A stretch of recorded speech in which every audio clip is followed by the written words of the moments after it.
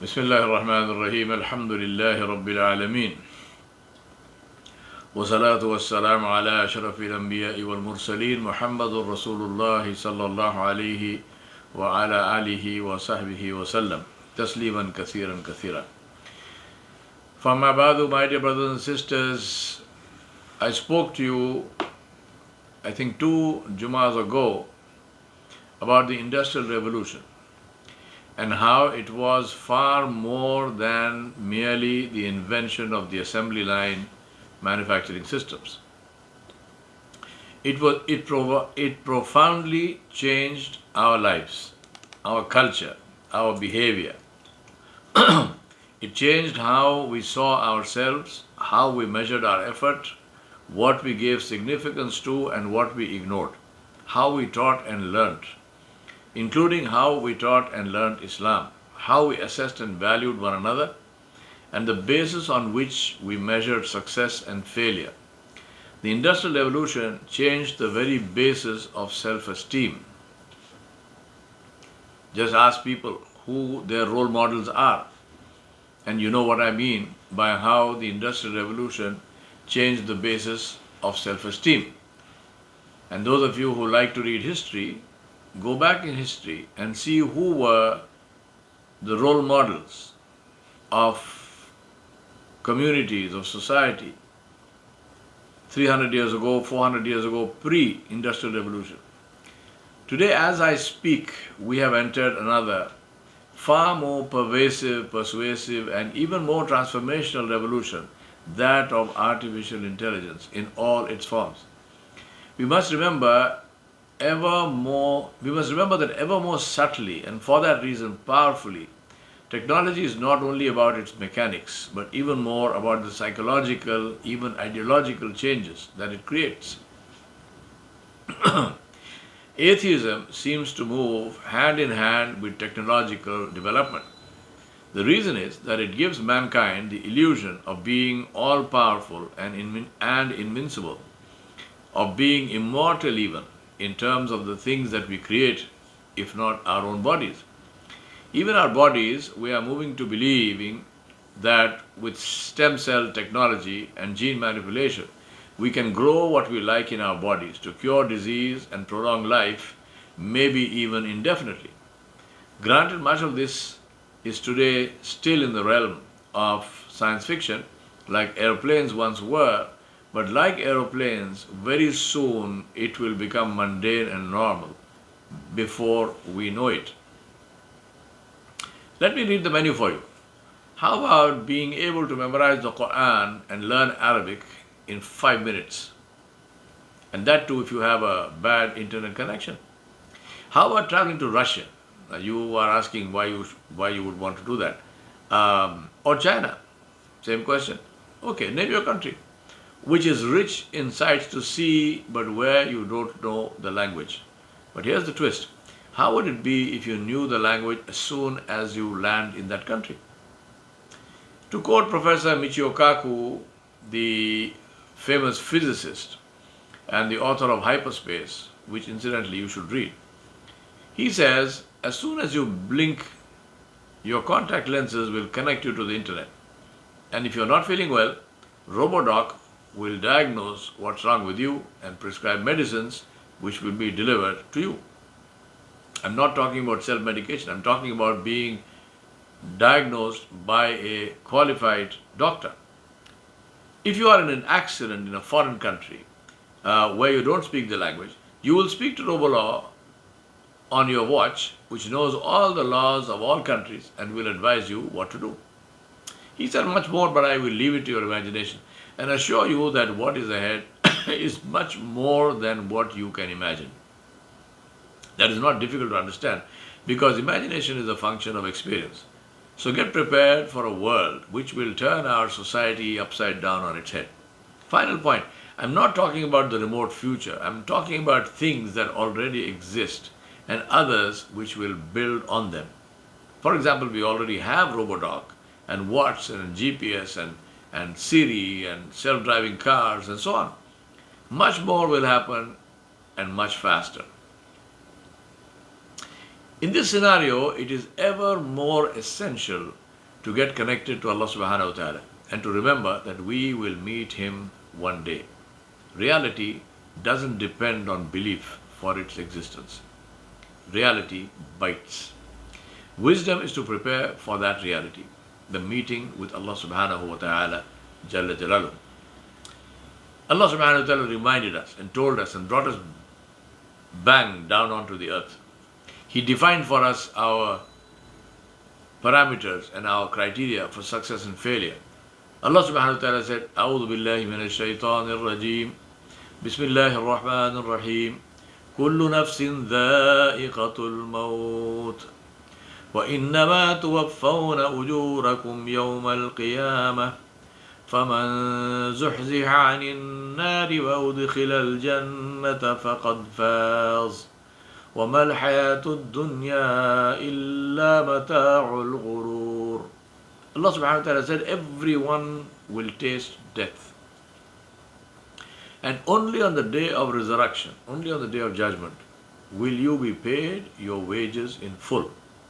And whosoever is protected from, removed away from the fire and admitted to Jannah, only that person is successful. The life of this world is only the enjoyment of deception. It's a deceiving thing.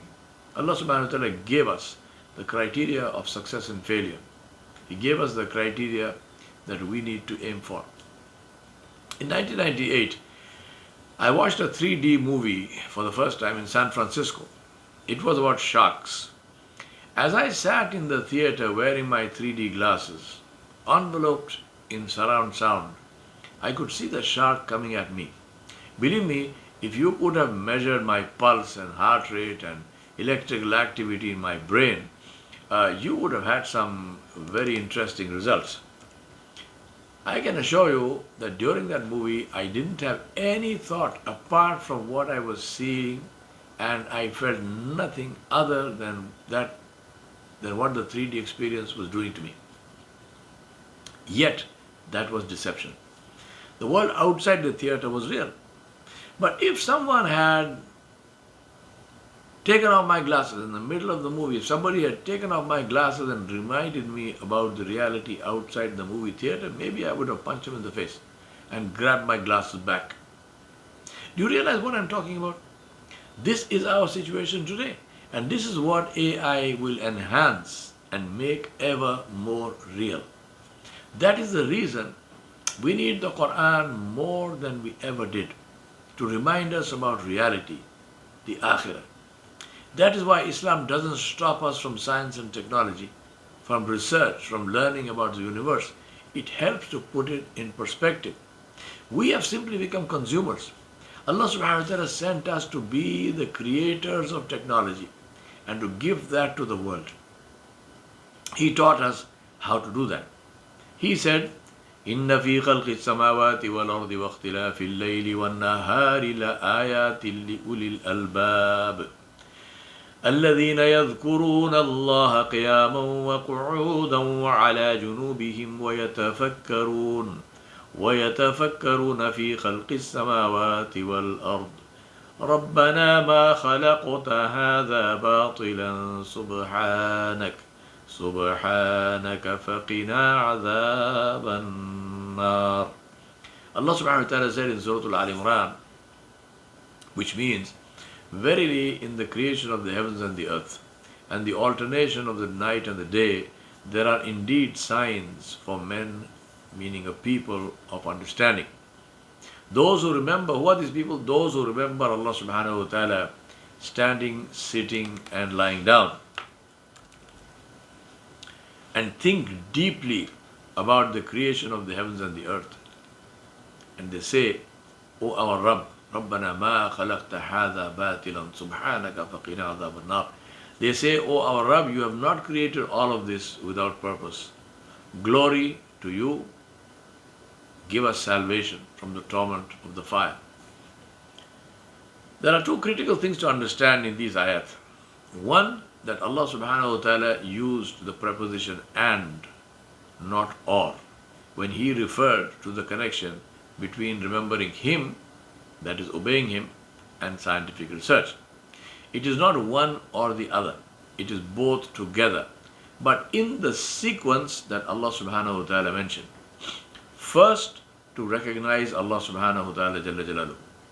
Then, to research in His creation.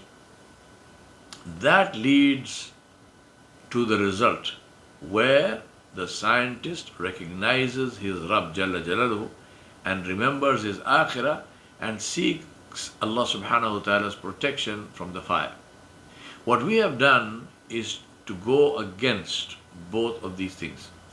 We have fractured and separated the Quran and the Sunnah from our lives and relegated them to ceremonial purposes. We teach the Quran as if there is no creation, and we teach science as if there is no creator. And we started learning and teaching about the creation without recognizing and knowing the creator, Allah subhanahu wa ta'ala Jalla Jalaluhu. That is how speculative theories took on the force of doctrine and were called ism, like Darwinism. Is it a theory or a religion? Why is it called an ism? How is it taught? What is the tone of the language when we talk about evolution? How tolerant are we to those who question it? Why? Remember that everything comes at a price. Be it automation, augmented reality, or metaverse, or anything else. It is creating a world that is increasingly further away from reality and human contact and relationships. Social media is the tool to enhance that illusion of action, popularity, and influence, and take away the real power from action so that the manipulators can have a free hand once the forwarder and the tweeter have forwarded and tweeted and gone back to sleep. The illusion of action takes away the edge from the need to act, and no result ensues. After all, which tweet put bread on the table or relieved anyone from oppression? People believe in conspiracy theories today more than in scientific research or the word of Allah subhanahu wa ta'ala. And trust is the most devastating casualty. The result of spreading distrust is not that people distrust one another or one particular source, they distrust everyone. That is what we are seeing today. Nobody is trusted. Neither government, nor clergy, nor scientists, nor academics, not even parents and community elders. That makes people even more vulnerable to manipulation. And that is the reason why we see a new theory of world control every week, each one more outlandish than its predecessor. But hard facts about climate change and global warming are scoffed at and denied even by our so-called global leaders. My brothers and sisters, we are social beings with strong affiliation drive and need company and affirmation and friendship. No matter how convenient the gadget or technology, if there is no human contact, it leads to loneliness and depression and increasingly serious mental illnesses. In addition, not having to deal with people daily will take away our skills to do so. This will have a seriously negative impact on team working, on marriage, on raising children, on influencing politics, and just plain human relations. We started seeing signs of this from the 80s with the advent of computer programming, which gave a programmer the ability to write code and earn a very good living without meeting people face to face daily, as say, for example, someone in a machine shop would be forced to do.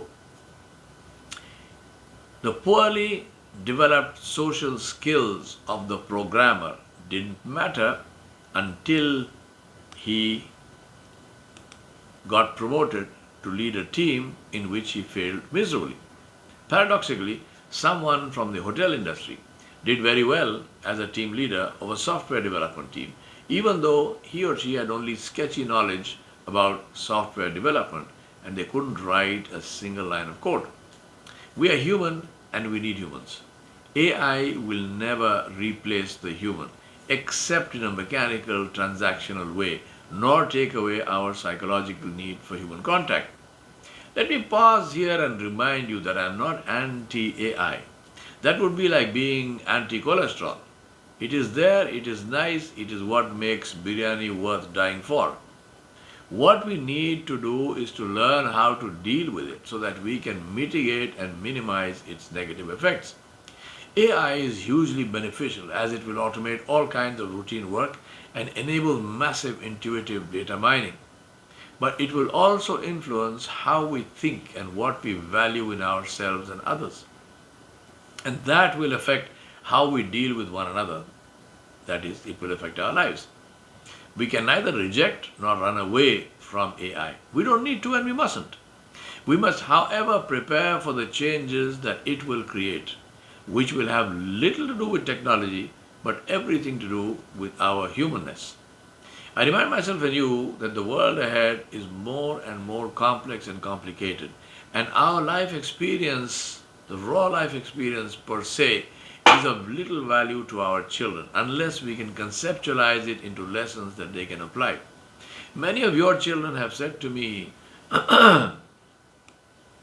many of your children have said to me, our parents tell us stories about how they had no electricity, and they're talking about your back home countries. They say how they had no electricity in their homes and they studied under a street lamp and many such things. They walked 10 miles to school, they swam across a river to get there, they ate only one meal a day, and all stories like this.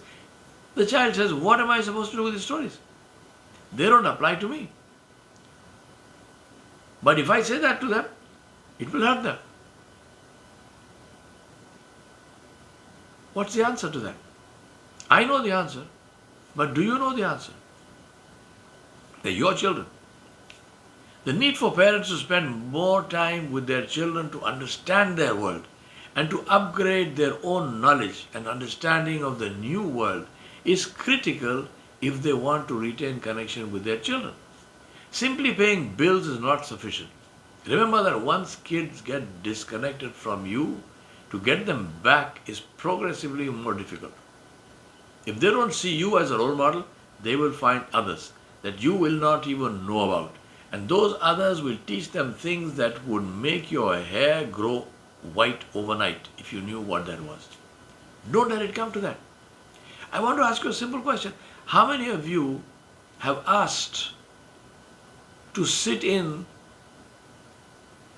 a class of the school that your child goes to? How many of you have volunteered to participate in that school, in their activities? Teach someone something, do something, help around, maybe put up books in the library or something. How many of you have done that? Or how many of you are simply satisfied to drop the child to school and pick the child back up and pay the fees every month? Why didn't you do any of these things? Why don't you make that effort? People send children to Sunday school, to the masjid. They drop them off, they pick them up, even if it is time for Zohar Salat or Asr Salat, when it is time for the prayer, Muslims I'm talking about, they don't even stop to pray. They just drop the child and pick up the child and go away. And when you go home, you are going to talk to the child and tell the child the importance of praying by Jama'ah. You think the child has any value for that? Because that child saw you drop him and pick him up and not come in or not step into the masjid for salah, and you are telling him it's important to pray in the masjid? Are you joking? Seriously? My brothers and sisters, the solution is to get connected to the masjid and to accompany your children to all sessions of learning that the masjid does. You need to learn as well as they. And if you do it together, that will create a bond. The masjid must not only be a place of entertainment and socialization. Its primary purpose is to keep us connected with Allah subhanahu wa ta'ala and His Messenger, and to help us to apply Islam in our lives. Support all such activities not just by donating money, but by donating your time, your company, your talent and interest. Remember that you are not donating anything to anyone else. You are donating it to yourself and your children. Ask yourself if you and your children are worthy of your time and resources. It is as simple as that. Finally, let me reiterate that this is not about others. It is about us. What do we want to do with our lives? Allow others to use us as commodities for their personal benefit, or take charge of our lives and live them in a way that is positive, dignified, powerful, and leave a legacy of honor? That is the choice. The need to be connected to Allah subhanahu wa ta'ala is ever more urgent and critical. But our lifestyles and technology cover the akhirah with an ever thicker curtain. That won't change the fact that the akhirah is real. But those who deny it will meet it unprepared and pay for that very dearly. That is why it's critical that we break out of the intoxication we call life and look at the reality called the akhirah and remind ourselves that it is not merely a concept but something that we will face whether we like it or not. To be forewarned is to be forearmed. We must wake up and act. To lie in bed awake is as useless as being asleep and far more painful. It is wise to prepare for the inevitable. The alternative doesn't bear contemplation, much less experiencing. ربنا ظلمنا أنفسنا وإن لم تغفر لنا وترحمنا لنكونن من الخاسرين ربنا آتنا في الدنيا حسنة وفي الآخرة حسنة وقنا عذاب النار وصلى الله على نبي الكريم وعلى آله وصحبه أجمعين برحمتك يا أرحم الراحمين والسلام عليكم ورحمة الله وبركاته.